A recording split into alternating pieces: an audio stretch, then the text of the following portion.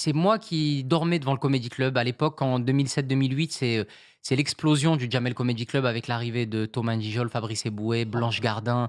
C'était assez fou. Ah bah ouais, c'est cool.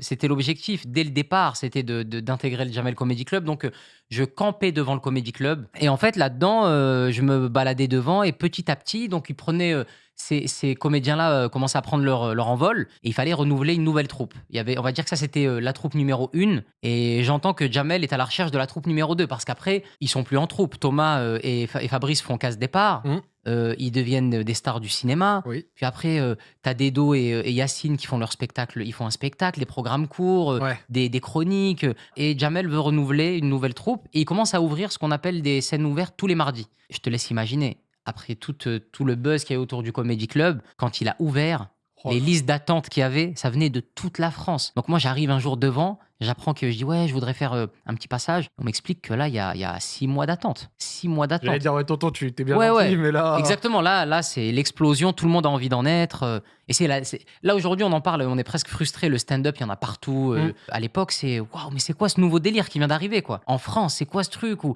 parce que les gens qui prenaient un micro ou qui faisaient de la scène, c'était souvent des génies, mais qui ne nous ressemblaient pas, qui Dans quel étaient sens? dans le sens où ils étaient âgés. Tu vois, tu avais des Pierre OK. Desproges, des Coluche, qui venaient pas du même milieu que nous, Guy Bedos, c'était des messieurs, tu vois? Et là, on arrive à voir des mecs qui mettent, des Adidas, des survêts, Mmh mh. des joggings, qui parlent de trucs qui nous touchent. Donc il y a toute une génération qui s'est sentie, «Eh mais il y a autre chose que le rap, Ouais.